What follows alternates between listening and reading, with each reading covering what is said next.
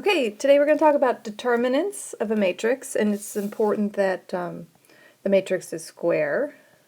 Okay, so you only can use square matrices for this.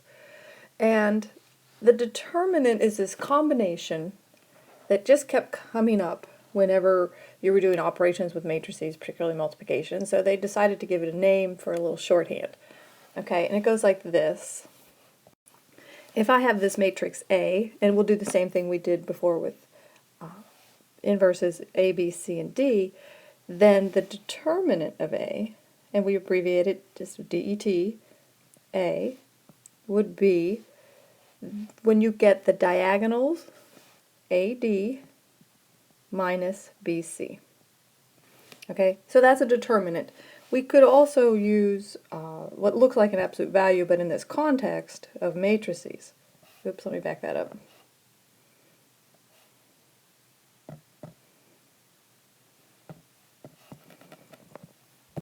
Okay, you could use it like an absolute value symbol with A, and that would also be a determinant, okay, of A. That's all I was trying to get at. So you'll recognize this AD minus BC is that 1 over number that we used before taking an inverse. So that's where it's coming from. So we could do a quick, easy example. If I were given this matrix A was 2, negative 3, 1, and 2, then the determinant of A would just be the number 4 minus a negative 3. So I'd call the determinant of A 7. And I'm done. Now, of course, that was just a 2 by 2 matrix, so that was the simplest case. And whenever you get bigger than 2 by 2, things get a lot more involved. I won't say complicated, I'll just say involved. And the way we're going to do this is we come up with what are called minors and cofactors. Now, a minor is just a determinant of a 2 by 2 matrix that could be found within your 3 by 3. So eliminate a row, eliminate a column, find the determinant of what's remaining, and you've got a minor. So let's do this out the long way now. Okay, so remember we always do in matrices rows then columns. So if I'm looking at minor 1, 1, it's referring to the first row and first column, and those numbers refer to which row, which column are eliminated. So for this example, M11, I eliminate the first row, and I eliminate the first column, and I'm going to find the determinant of the remainder. So this M11 would equal the determinant, and I'll go ahead and put the matrix in here, minus 1, 2, 0, 1. Okay? So I can go ahead and find that. It's pretty easy now. Negative 1 minus 0, so just minus 1. So I found the first minor. Okay, let's do the same thing with minor 1, 2. So I'm going to eliminate the first row, and I'm going to eliminate the second column this time. Okay? And find the minor of the remainder. Can't seem to get my erase button to work, so we're going to have to do this whatever's not in green, and what's left is 3, 2, 4, and 1. Okay? So that gives me determinant. Work on your diagonals. 3 times 1 is 3, minus 2 times 4 is 6, so 3 minus 6 is a negative 3. Okay? And we can keep going and do all the different minors. Okay? Now, once you've gone ahead and done all the minors, let's pretend that we have, then you have to take into account a sign pattern that goes with these. And it's basically an alternating sign pattern. It depends on the position, but it basically boils down to this picture, if you want to remember this. Plus, minus, plus.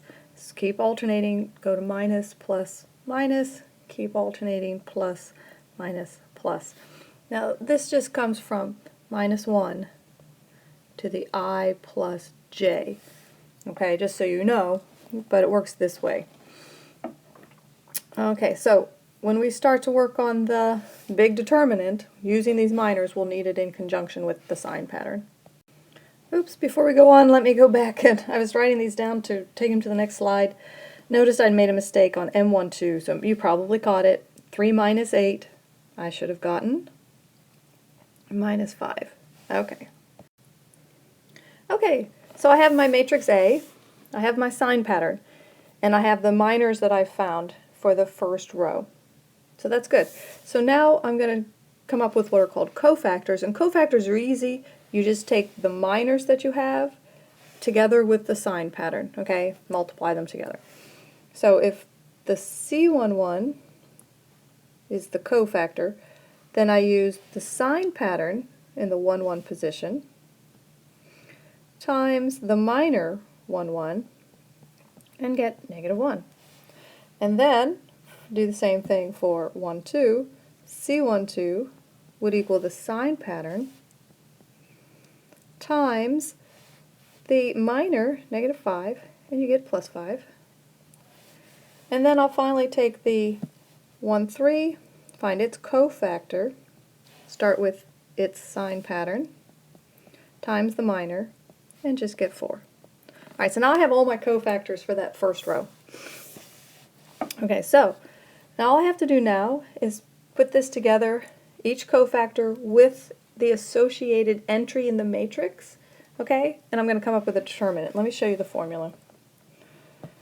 So, the determinant of A expanded on the first row would be the entry from the 1, 1 position times the corresponding cofactor plus the next entry in the row times its corresponding cofactor plus the third entry in the row times its cofactor.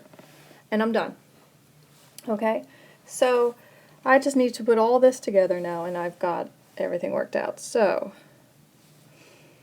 let's see.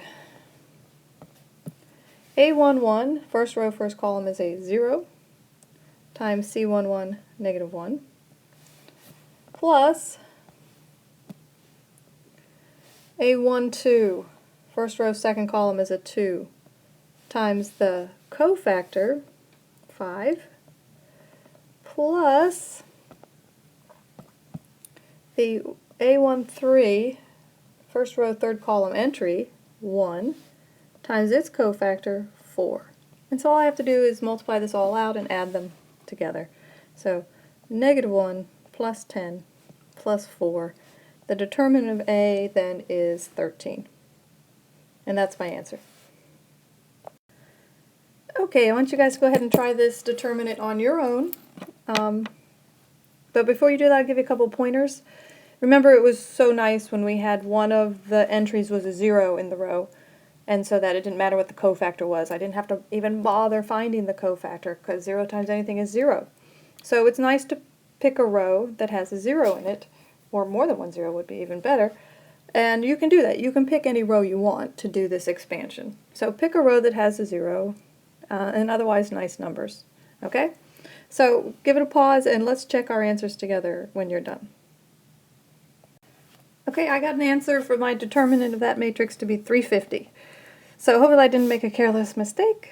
And if you got it, that's great. Be prepared to do a 4x4 in class where, you know, we'll be writing the same sort of thing out, but instead of having the determinant here of a 2x2, you've got the determinant of a 3x3, which again will need to have this method of cofactors.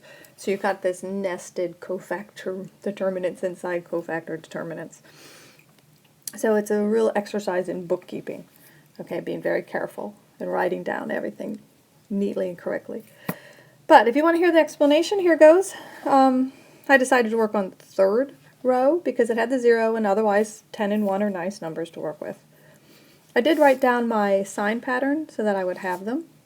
They're available. And realizing that the first column isn't going to matter at all, I don't need it, so I'm going to work with the third row, second column, and the third row, third column as well. So looking at the third row, second column, the entry is a 10. The sign pattern is a -1.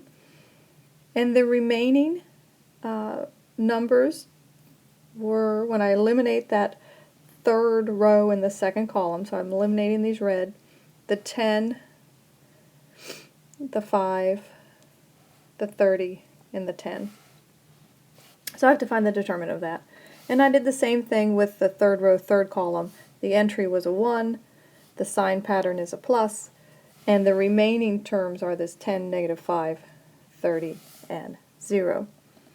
So I got to do those determinants. So remember to do the diagonals. 10 times 10 is 100, minus the other diagonal, 5 times 30 is 150.